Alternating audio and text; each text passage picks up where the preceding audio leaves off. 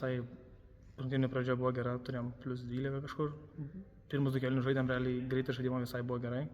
Ant trečio palėtinom, jie tom pasinaudojo, įmetė, prieš zoną įmetė po 5 taškus, padarė plus 10 ir nebegrįžom.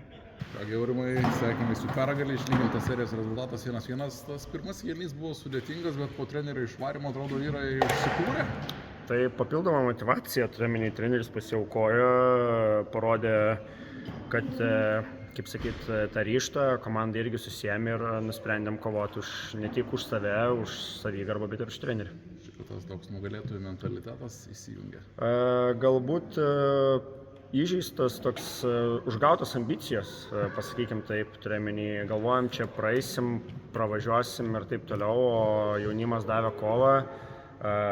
Nesulaukiam galbūt tam tikro galbūt pagarbos iš kitų žmonių, tai taip tas ir lėmė tas tokias aistras. Arbitrų turit galvoje? Turime ne vieną iš arbitrų, gal taip pasireikšim, nes ne pirmas rungtynės, tiek reitingai, tiek čia Klaipėdai. Galbūt, taip sakysiu, sulauksim abejotinių švilpukų, nes paaiškinimas, kad vis tiek įmetį, tai manau, kad ne arbitrinis.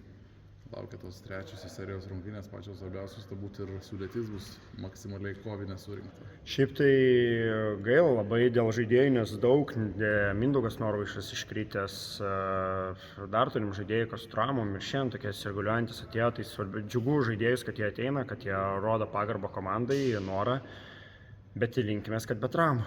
Tikėkime ir priešininkai susirinks pilni ir bus gera kova.